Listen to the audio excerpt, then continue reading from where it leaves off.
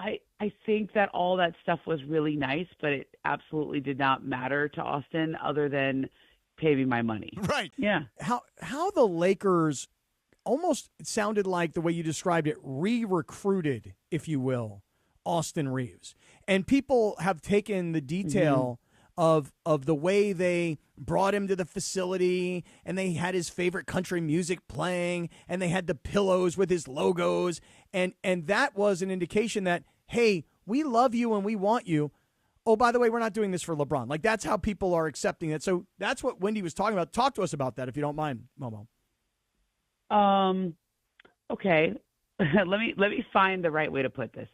All of that stuff makes you feel really good. Like, Chris, that meant a lot to me, what you just said. It's really nice. I honestly, coming from you, I don't think it's a game. Like, if Mason said it, I would think it would be a game, right? He's a phony baloney, but, so yeah.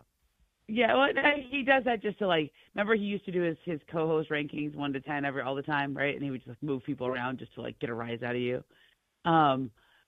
I think that all that stuff was really nice, but it absolutely did not matter to Austin other than pay me my money. Right. Like, at the end of the day, like, thank you for the pillows. Yeah. Now give me my bread. Now, Cappy, okay? you just signed. Now, I don't know if we're still in the moratorium with your contract like we are in the NBA, but Cappy would have wanted all the pillows. He would have wanted Morales dressed like Cupid laying on the pillows that say SK. Absolutely. Yeah. In fact, not just SK. I actually want all 3 initials. I want my middle SAK. Sack. That's right. I want Morales laid out on the sack pillows. That's exactly what I want. You. I know you will, and I appreciate that. I'm not touching that last line with a 10-foot pole right there. Yeah. The last line, I don't know if you heard what you just said. Okay. I think Wendy's right. He and I have been we've been talking a lot the last couple of days, so I'm probably writing this with him, with like grand narratives, etc. Last year we wrote about how they took Luca to Craig's, they wined and dined him, and they had pigs in a blanket. They had, they had the honey truffle chicken that they have at Craig's, right? And they presented him this future. It's just, I know for LeBron, I don't know that they ever did that with LeBron, right? Like, even when he came here in 2018, it was more that he just told them he was coming, right? It was like, I have chosen you to spend my next years. And I'm starting to think of these last 8 years. I'm trying to find a way to put this all into perspective, right? It feels like his LA engagement, like he just played like a residency in LA, like in Vegas, hey, LeBron James is playing at the Sands, I mean, it's kind of what it was like for 8 years, right? It was a good place for him to play. They sold tickets, people, he restored them to relevance. But I keep coming back to something Dave McMenamin said, to something, you Clevelanders out there, Lindsay, nobody loves him like Cleveland, nobody. And what did he just do?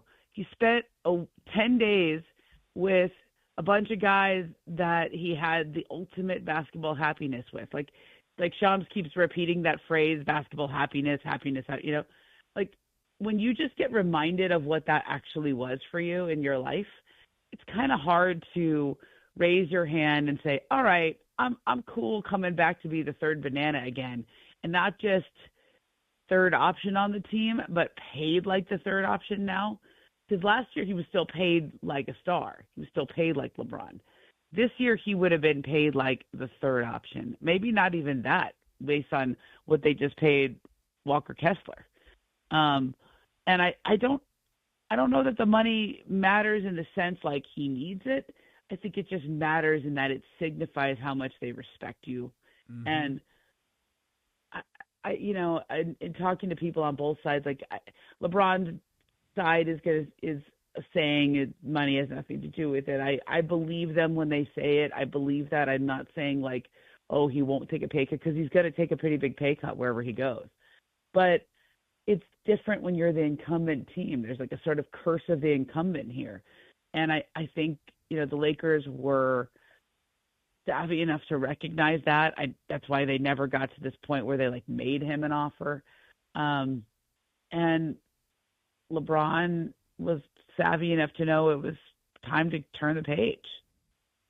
Yeah, go ahead, Kev. Why do you think that LeBron, I'm going to say, did a nice thing for the Lakers by telling them that before free agency opened, as opposed to he could have been a jerk, and he could have been bitter, and he could have been, a lot of other things, and he could have made them hang on.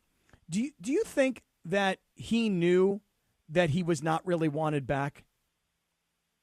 Oh yeah. So that he could be the aggressor and say, "I'm not coming back." Yeah, it was always going to be easier for LeBron to break up with the Lakers than the Lakers to break up with LeBron, right? The Lakers are a very classy organization. They're sort of, they like to pride themselves on treating their stars well, et cetera. So I don't think they ever wanted to make him an offer that he would see as insulting, but that's probably the only offer they could have made, unless they were just going to come right out of the gates and say, all right, you were at 52 last year, we'll just run it back. Unless they were going to do that, I think any other offer was going to be seen in a bad light. And I think LeBron, ever since the trade was made, he's actually handled it fairly well, George. I think we should give him credit for that.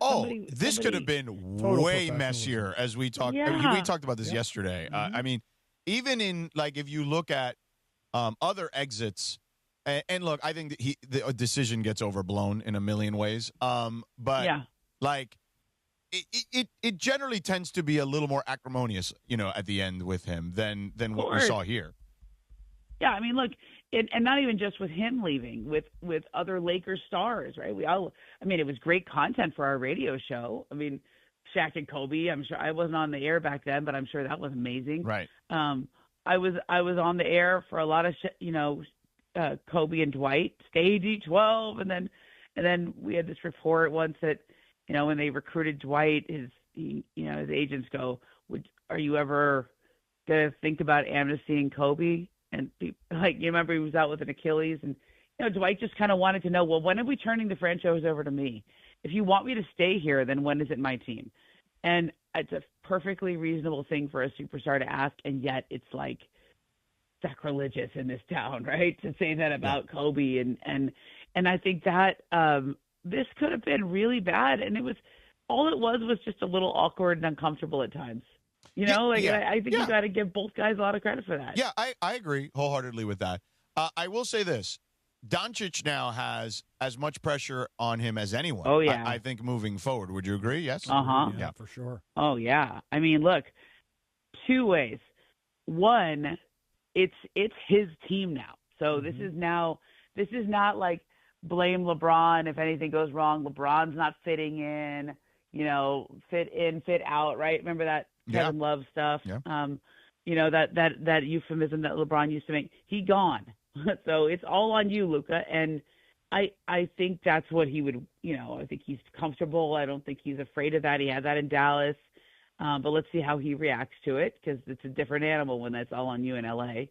And number two, everything the Lakers do this season is going to be compared to how LeBron is doing wherever he chooses, right? So they essentially chose Walker Kessler, Sandro Mamukelashvili. Oh, that's the best. You nailed it. That's the best I've said it. I think it's almost like I decided that you have to just say it really fast. Mm-hmm. Yeah, it's phonetic too. Right? It's very easy when you just say it phonetically. Yeah, like I for a long time I was afraid of it. Like, it's a really long name. There's a lot. I'm afraid of Tua's last name. I still can't say it. I would just go right Mamu.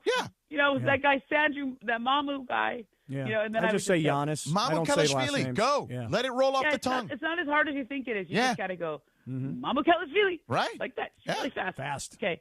And then they just, like, the Lakers they turned $52 million worth of LeBron into 4 separate players. I mean, it's a little more than the 52, but you understand that. They traded 1 star for 4 good players, and Walker Kessler better be real good. I mean, I think he's good. Yeah. And healthy. Let me give you a little something on that. Yeah. I think Walker Kessler's fine. I think he could have played last year. He had this shoulder that kept popping out, and I think he probably even could have played through that, but it would have just popped out again over and over. So the Jazz were kind of tanking. He's coming up on this free agency, et cetera. Like, it made sense for both sides for him to just get that fixed. Mm-hmm. Question for you. What can you tell me and Cappy about the involvement of this new revamped front office, the involvement of the new ownership group in regards to the way all this went down, whether it was the LeBron of it, this free agency? So how was the new ownership involved? How was the new revamped front office, JJ, et cetera, all these new people, including some of the old people mixed in? What was their involvement? Okay, let's use a Hamilton reference, okay? There's the room where it happens, okay? So that room where it happens is really Rob Pelinka. I think Kurt Rambis is in there sometimes. I think some of those new guys that they've brought in, the rocket scientist guy who I have not met yet, but I've heard good things about. There's some new analytics guys. I think those guys are in there in the room where it happens. And then there's another room. Okay. And let's call that the situation room, right? Is Wolf Blitzer in there? Yeah, no, it's more like when there's an operation taking place overseas, this is where the Joint Chiefs are calling into. Okay, gotcha. Yeah. Okay, it's like the president's in that room. That's like Mark Walter, and over on his consulting with him would be like Farhan Zaidi and Andrew Friedman and any of the other smart guys that run the Dodgers, right? Like there's the situation room. So the room where it happens is just calling into situation room sometimes. Does that make sense? Gotcha. Mm-hmm. So the one room is consulting the situation room. That's right. The action room is consulting the situation room. Yeah. Like you just call it, you got to call it a central command. Okay. Yeah. This is our plan of attack, central command. Yeah. And you good? You good with that? Yeah. Right. Gotcha. And yeah. Okay. And that's Jeannie Which room is Pelinka? I guess he's in the action room. He's in the day-to-day room. Right. And JJ's in the action room? Action room. Okay. And then the rocket scientists are in the action room. Rocket scientist is in situation room, feeding information. No. They're in the action room. They're in the action room too? But there's there's kind of like, the situation with like the central command, like they're calling in, they're getting ownership approval, but ownership approval is kind of like, Jeannie's in that room. Maybe she's in a different room, but they're all involved in that room, okay? Right. Like, I don't think Jeannie and Mark are sitting there together. Right. They may be getting zoomed into the situation room. That's right. Or just, people are calling them. Yeah, FaceTime. Or come by the office. Yeah. Mark Walter is definitely involved in every decision that's being made. Okay. But is he there on the ground, boots on the ground, talking to Rob 7 times a day? Not necessarily. There's a layer in between. Okay, good. Thank you for that. So we understand kind of how the hierarchy there works. Question for you on LeBron. And then I'd like to quickly, if we can, get to one other thing NBA-wise, the bigger picture somewhere else. LeBron, the 3 teams that most people have on the radar are Warriors, Cavs, Heat. This is my reckless speculation on it. Okay. I think that the Wizards are posturing.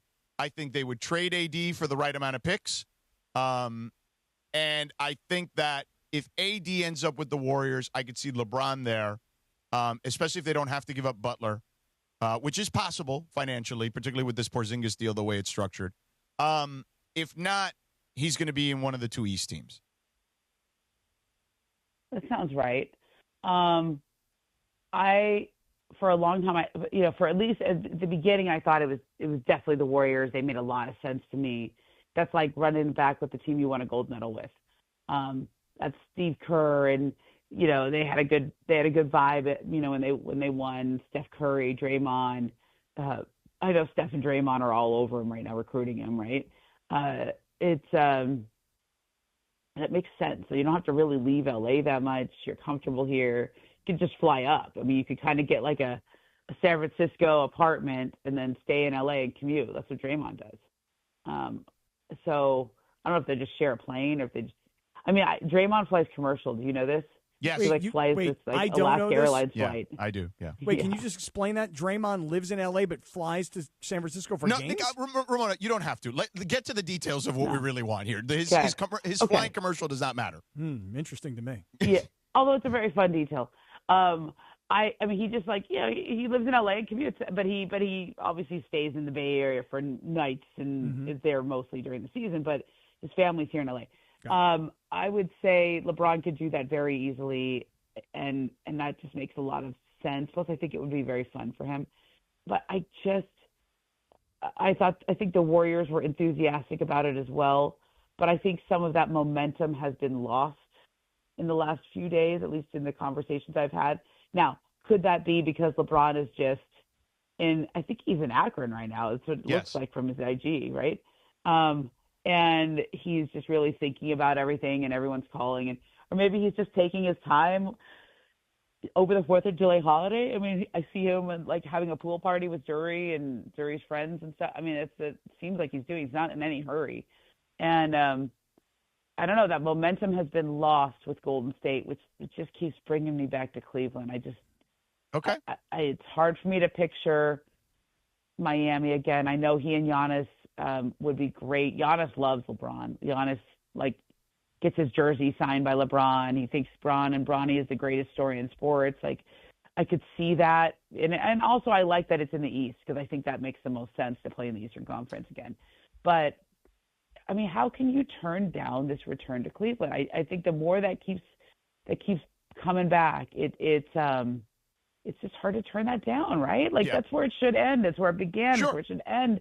You just recaptured your basketball glory on that trip. Did you follow the trip? They were at Inverness in Scotland, and they were in Saint-Tropez, and Cavs championship was being celebrated. It makes all the sense in the world. Hey, we're up against a hard out here, so thank you for all the great detail and for giving us all you got, even with long night party Momo voice. party voice. Yeah. Mm-hmm. Take care, Momo. Yeah, writing party voice. Have a great 4th of July weekend. See you, Momo. We love you.